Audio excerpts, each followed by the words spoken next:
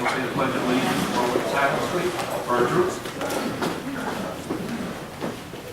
Pledge allegiance to the flag of the United States of America and to the republic for which it stands, one nation, under God, indivisible, with liberty and justice for all.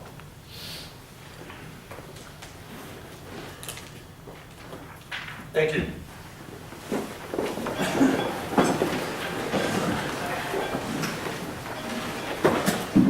Before we do the roll call, I would like to introduce a new member to the board, Misty Galloway, excuse me. She's so new I don't even know her name.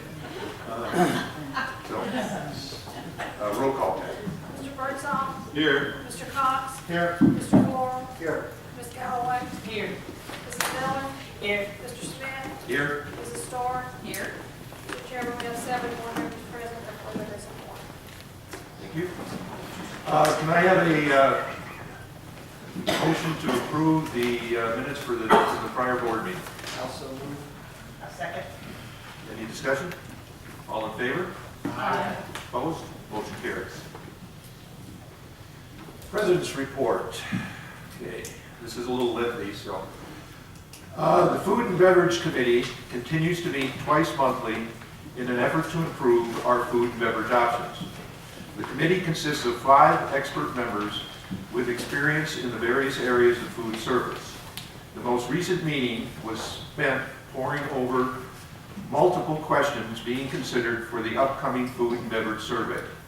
It was decided that the questions will be organized in categories of interest, and there will be multiple options for input from the members. One question or open data input item on the survey will allow members to propose questions or suggestions they feel should have been included. We are hoping most members will respond to the survey so that we can pattern services to please as many as possible. The desires of our members are to diverse and satisfy everyone. But this is your community, and it is our intention to provide food service facilities that serve the needs of as many of our members as possible. The Food and Beverage Committee will meet again Monday, March 11th in the classroom at the CCC. I think it's at 1:30? At 1:30. Interested members who wish to sit in on the meeting can observe the committee in action, but will not be allowed to contribute. Members will be given a period of time during the appropriate breaks to pose questions. It should be noted, however, that the committee conducts business for 2 hours, and time is limited due to the constraints of completing all discussions within that time frame. Lots and lots. At this month's open air, there was some discussion about all the lots the community club owns, and why do we not sell them? Once again, rumors have gotten in the way of facts. As of December 31st, 2018, the community club owned a total of 1,889 lots. Included in this total are 250 A2 or developed lots, 231 B1, which are lots that are road and no sewer, 85 B2 lots, which are lots that have sewer and no road, and 1,323 C1 lots, which are undeveloped lots.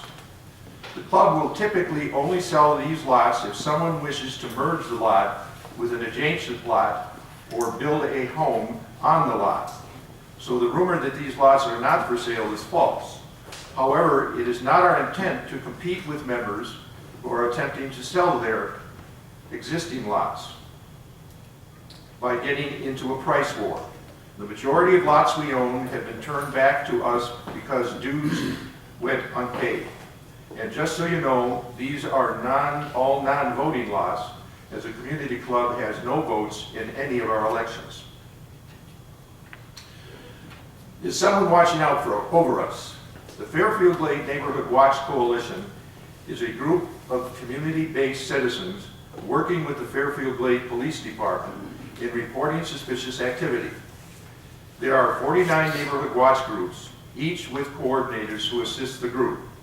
The coalition uses the 4 Ps philosophy: prevention of crime activity, personal safety, preparedness, and partnering with local agencies.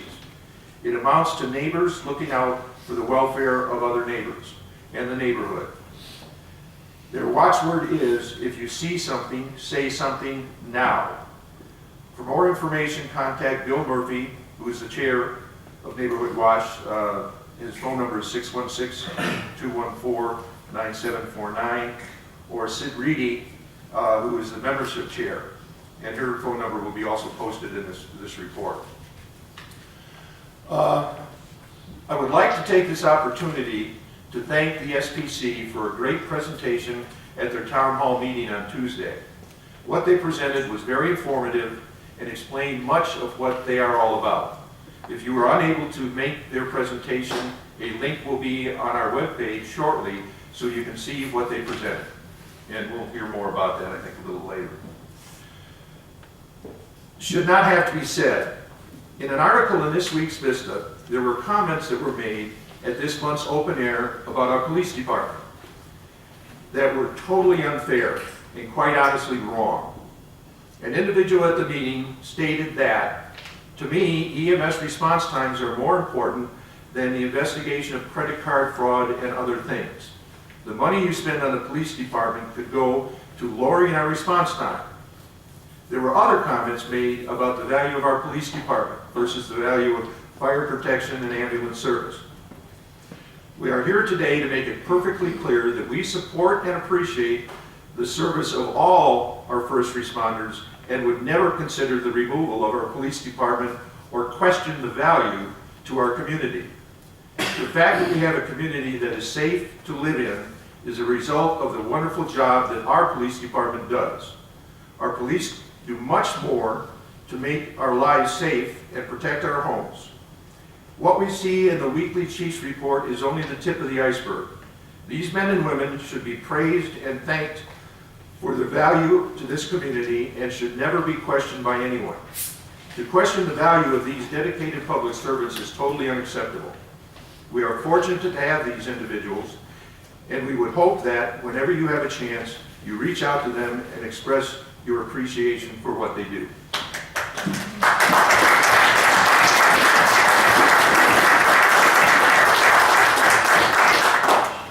In closing, on a personal note, Sharon and I would like to thank all the members who have reached out to us over the last months with well wishes and prayers for our daughter after her surgery. I'm pleased to report that Tristan is returning to work, although slowly. She's beginning to see patients again. She runs a pain clinic in Washington, D.C. I'm more pleased to say that my wife will be returning home after more than 2 months of taking care of my recovering daughter and my 4-year-old granddaughter. At this point in our lives, keeping up with a 4-year-old 24/7 is a rough duty. Now my job is I have to go home and clean the house, practically, or hire somebody to come in and clean it. That's it from my cross the board. Bob, General Manager. Okay, thank you.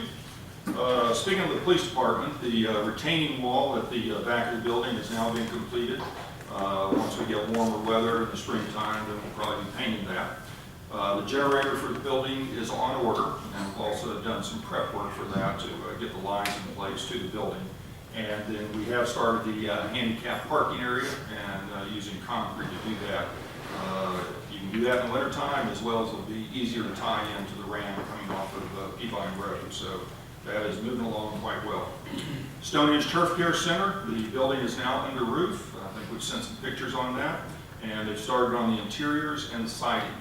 So fortunately, with this good weather, we should see the siding going up pretty soon. The goal is to get the maintenance equipment into the building around March 15th. And that way that clears out the cart storage area underneath the Stonehenge Clubhouse so that we can get our new golf carts for Stonehenge in. Let's see, deferred maintenance. We've posted appropriate signs and articles in the papers in preparation for desilting some of our lakes this year. So we'll try and get that done sometime this spring before we get into the real busy season. Other items, year-to-date golf rounds through last month were 1,600. That's actually 40 more than budget and 110 more than 2018 thanks to better weather this year. February thought was going to be worse than January, but in fact, with some of the nice weather we've had, we'll be over 2,000 rounds, which is better than budget. So that's good news. Last item I have is, a lot of our golf pros have won awards this year, and I think that's a testament to Jeff Houston's leadership. And in fact, Jeff Houston was just awarded the Bill Strasbach Award for the Tennessee section of the PGA.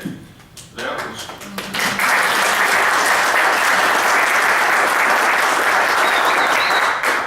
the award was established in 1985, and the Bill Strasbach Club Relations Award recognizes PGA professionals who, by their day-to-day efforts, have made significant contributions through mentoring of fellow PGA professionals. So, thank you, Jeff. Okay. Barb, resort report. Good morning. Wyndham timeshare visitors year-to-date are 2,253. So far for the month of February, 945 visitors. As far as 2019 timeshare revenues, the conference center year-to-date is $269, which is 2% of life revenue. Racket sports, 1,052, which is 6%. Golf is 486, which is 0%. And food is 1,583, which is 2%, which averages out to 2% of life revenue for a total of $3,390. Thank you. Bill Murphy, Architectural Control Committee.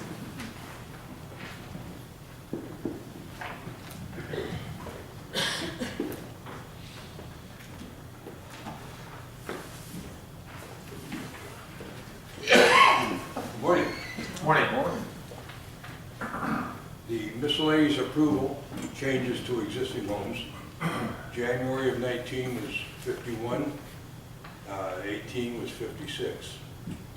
New homes approved this year was 5, in 18 it was 7. New homes started this year is 6, last year was 8, and then new homes completed is 4 and 3.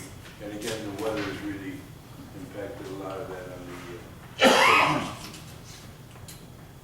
Okay. Any questions? Bill? Okay, thank you. Bill, I'm going to make a little bit of a change here. Bob, you said that you would like to make a brief statement. Yes. This is Bob Terraforte, who is from the Fire Department Committee Board. Good morning. I just want to give you a little bit of an update of what's going on with the firehouse. Our operating account is $12,356. Will actually be another $10,000 when we receive the check, which is coming from Fairfield Lake Community Club. So that'll bring it to $22,000. Our capital account is $80,820. $6,000 of that is from underspending the operating fund from last year. $10,000 came in from the county, another $10,000 will be coming in from the county. And $50,000 was a settlement in the insurance claim which we received from our insurance company based on the loss. And then $14,000, give or take, has been coming in from residents. Of the $50,000 that came in from the insurance company, we still owe about $40,000 on radios purchased last year. So we're looking to settle that up, and then what we'll be doing is going to the fundraising for this year. We still have to buy radios because the county has converted over to a new system, and the self-contained breathing apparatuses that the firemen wear have reached the end of their useful life, so we have to start replacing those. So that's what will be our concentration. We have 6 new trainees currently in class. They have to do 64 hours of training before they're allowed to become firemen. We're also in the middle of doing our ISO inspection, and that affects the residents' rating and our current rating is 3, which is pretty good and that affects our insurance. So we're being, I guess, audited by the ISO inspectors, and we look forward to working with them and maintaining our current rating. Just last year, we did 141 calls in 2018, and so far this year, we've done 20 calls as of year to date. So that was just my brief update. Okay, are there, anybody have any questions about it? What is the highest rating available that you could actually get? We're at 3. We're at 3, I guess it would be 1. Oh, that's the highest? Yeah, the county is currently at 5. Oh, So the county has a lower rating than we do. Recently, I had the opportunity to talk to the county fire chief, and he said a lot of wonderful things about our fire department, that he really counts on this department for a lot of things that happen in the county. He feels he can count on this group, and when he's worked with them, it's been very professional. So as a board member, you know, it was unsolicited. We talked about some other things, and he just happened to say those things, and we passed that on to the membership. So it's nice to hear that. Jeannie, you have? Same question. Okay, thank you, Bob. Okay. Okay, Strategic Planning Committee, Phil Smith. Good morning.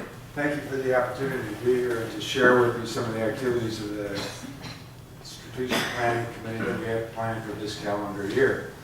And I'd also like to thank the board members that attended our first town hall meeting this week.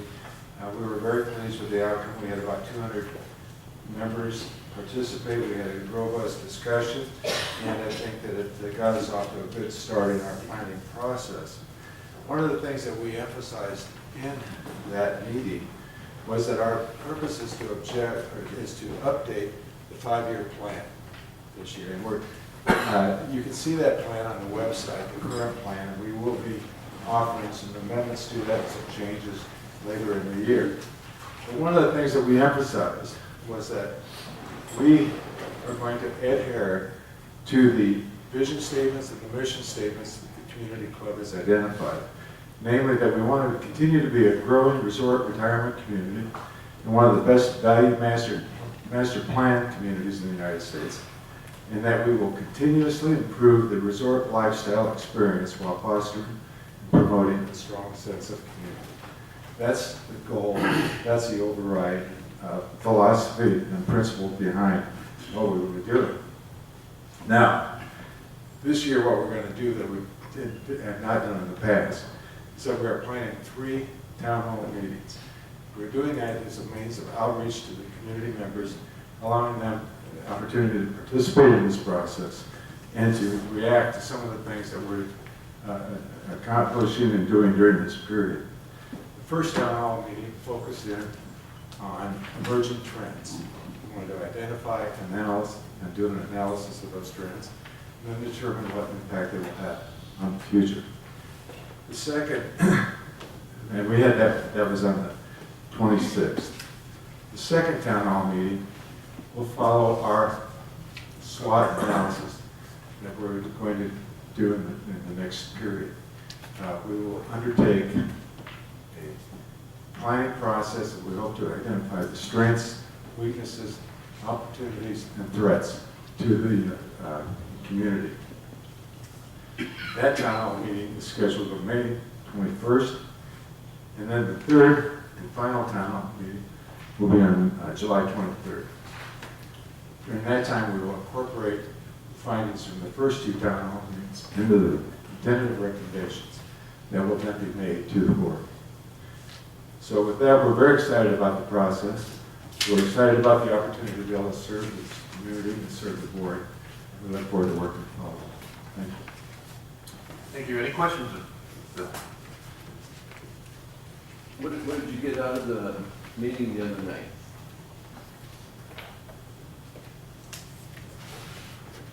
There were some areas there we feel like we definitely need to dig deeper in terms of what's non-certain, some of the data that's available, some of the reasons why people move here, what they expect, what their expectations are. We got some ideas of potential problem areas, and we will be incorporating those into that SWOT analysis as we go forward. It was helpful. It was very helpful. Okay, thank you, Joe. Denise, monthly financial report.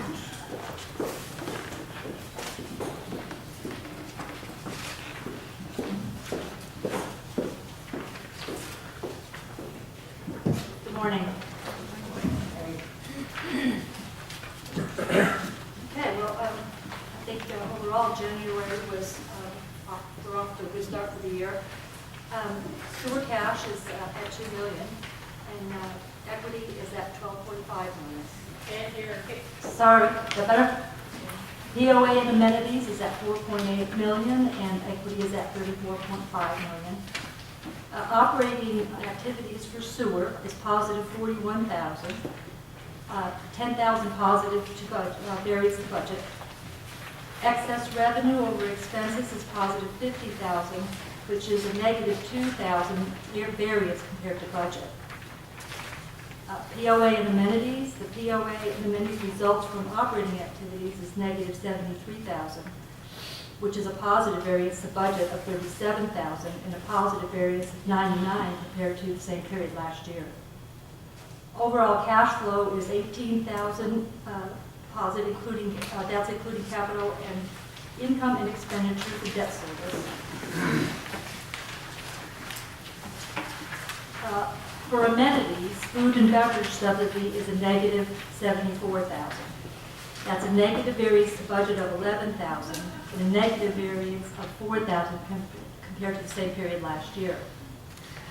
Sales were up $6,000 compared to 2018, but cost of sales were also up $24,000. And we believe this is related to an incorrect inventory count in January of last year, which reflected a percentage of sales, the cost of sales as a percentage of sales was 26% last year compared to 55% this year, which is a little higher than normal when we're in busy season, but the 26 was extremely low. That was not possible. That's why we're saying it. We believe it was related to inventory. So actually overall, we're actually doing better in food and beverage this year for the same period. If we were running normal with cost of sales, we would have done better. All other amenities are positive and to budget and also positive to the same period last year, with golf in the lead with a positive $8,000. The community center is positive variance of $6,000. The racket center was a positive variance of $4,000. And golf was doing better than last year. It had a positive variance of $59,000 compared to last year. And that was mainly due to the good weather we had in January. So hopefully we'll continue that trend. Any questions? You have a new slice in the pie, your pie chart? We don't have it, we didn't put a new one out because it's the beginning of the year. And usually we run negative January through March because of being in the winter season. So we were planning on doing a new one in March. But I mean, the one that you published, it looks to me like a new category, marketing and events. Oh, and you're talking about food and beverage. Okay, I'm sorry, I thought you were talking about the pie chart. What we did was to try to get a better handle on the restaurants and what they were actually doing in the restaurants. We were breaking out any events that are happening outside the restaurant.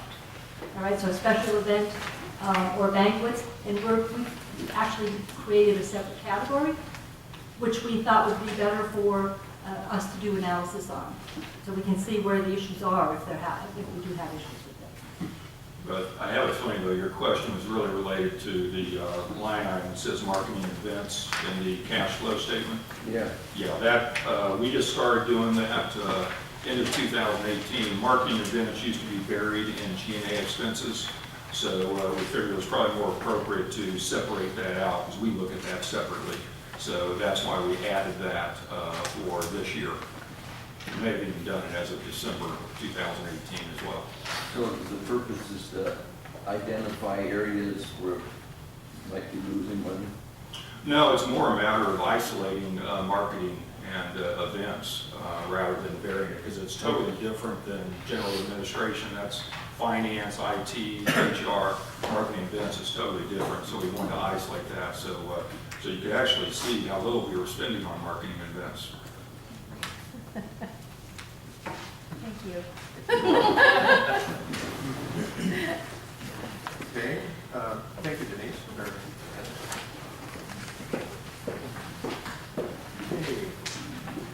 Unfinished business. We had 2 policies posted for the last 30 days. There's a 2000 new tree policy out there and a hazardous species list.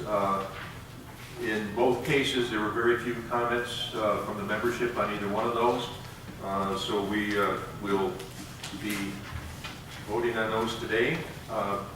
Do I have a motion to approve the 2019 tree policy?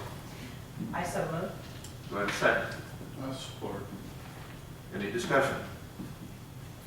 All in favor? Aye. Opposed? Motion carries. The hazardous species list is basically we have had this in the past, however, we've only had one species on it, and that was kudzu. It was kind of interesting because I've been told that we do not have kudzu in Beverage. I don't know that. We have something that looks like it, but it's not it. But the environmental committee has added to that list. Basically, they've taken a list that the state of Tennessee has put out, and I think there are 10 species on that list, or 10 or 12 that they would like put on added to the list. So that's what we've done, and that again has been posted for 30 days. So can I have a motion to approve the updated hazardous species list? I so move. Can I have a second? I'll second. Any discussion? All those in favor? Aye. Opposed? Motion carries. Okay, new business. I guess, Sam, can you come on up? Is John Conrad here? Yes, he is. I'm still trying to get this first one taken off, John. Thank you, Mr. President. Anytime. I actually have 5 purchase requests that fall under me. The 2019 walking trails is for $65,000. This is both for paving that goes in for new walking trails and also clearing, maintaining a small piece of equipment and contractor that comes in to cut new trails, maintain those trails. That's for $65,000. And what I'm doing here today is I'm releasing the money so that when the bills come in, we can pay them. The next one is a Ford F-450 4x4 dump truck, including all snow attachments. That's a spreader, a plow, the lights, things of this nature. This one is a replacement for a vehicle that's already out there and reached the end of its useful life. The next one is a Ford F-150 4x2 truck for the ACC. That's $35,000. Ford F-150 4x4 truck for sanitation, also $35,000. These are maximums. Ford F-150 4x4 truck for building maintenance. All of these are planned replacements for these vehicles. The ACC vehicle, if anybody wants to drive in it, they're welcome to come. We got it from the police department. The sanitation truck is a Ford Ford Ranger being replaced, and truck maintenance is for building maintenance. Any questions on those? Yes. Is there any vehicles that are being retired with the purchase of these? Yes. Yes, these vehicles are replacing other vehicles that we have, and they'll be put out for bid. Okay, so we're going 1 for 1 with that? Yes, sir. Thank you. Yes, sir. Any questions? Yes, sir. What was the reason, Sam, that the ACC needs a pickup truck? The ACC, when we hired a new, when the property standards inspector came online, and the ACC had one vehicle, the gold Ford Ranger, you may have seen it. When we brought on the property standards inspector, the police department got a replacement vehicle, so we didn't have to buy a vehicle at that time. That vehicle has reached its useful life, and so the ACC inspector, I went to him and said, would a Ford Explorer or a small SUV serve you better? He needs a vehicle that he can carry stuff in out of the weather, but also a vehicle that a pickup truck serves his purpose more. So you're welcome. Any other questions for me? Thank you. Thank you, Sam. Just an editorial comment. I joked with John quite a bit, but I, just this last week, we were talking to two separate new members, residents to the community club, and the deciding factor of them buying here as opposed to some other location was our trail system. They said that was the one thing that swayed them to move here, so we're very pleased with what the Trails Committee does and what the Trails Group do.